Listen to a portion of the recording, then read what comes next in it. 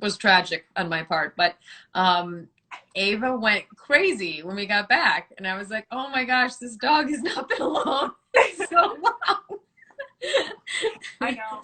Pudge is the same way. We went over to my parents' house to use the pool, just to sit Yeah. by the pool for like a couple of hours. And when we got back, it was like we'd been gone for 2.5 months. Forever. Yeah, Yeah. exactly. Yeah, so it's weird that all of this is not going away anytime soon. I guess that's like the Yeah. crazier thing, is just trying to figure out how, I mean, the amazing thing about humanity is like we always adapt and find a new way, and we're in the midst of figuring out what that adaptation is going to look like and how we're going to be able to keep finding ways to create content and finding ways to safely be social and, all of those things. And I think, it doesn't seem like this is going to go away anytime soon, even if there is a vaccine. So it just feels like we're all in a position where we have to start rethinking how we do all those things and find a new way.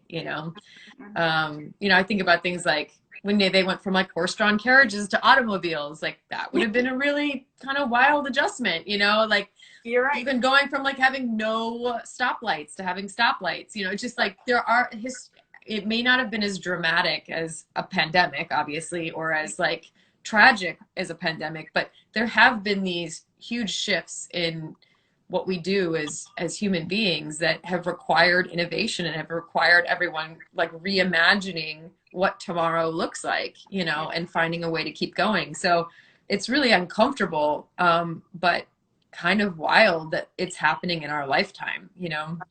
I know. And I've also found something, I was thinking just before we got on, like I've almost been, as a creator of content for social media specifically, I've almost been forced to create like inside the box again. I know that sounds really weird, but like to scale back and scale back and scale back and scale back in my mind, what Right.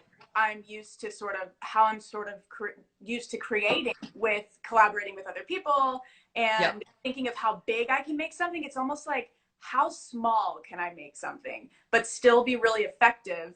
And, like this is why I'm doing this, it's because it's literally the only thing that I can control right now.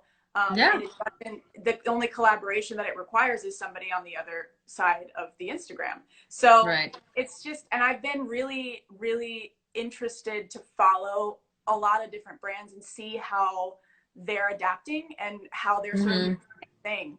And like, I know, oh, that store, who I have loved their Instagram right now is, what is that beauty store? Violet Gray and like Love Shack. Oh yeah. They've been doing the coolest, like Really? sort of, yes, they've been doing like, if you were to take a contact sheet of imagery, like, and some of them move as video and some of them are still like, Oh, whatever that's cool.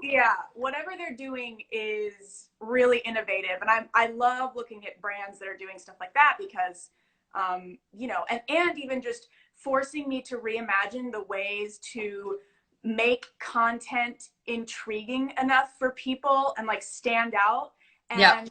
how I'm presenting even editorial, like how can I make an editorial promo into like a video with voice over and like, all Yeah. this stuff just to try and engage people. Because I think everything is just having to be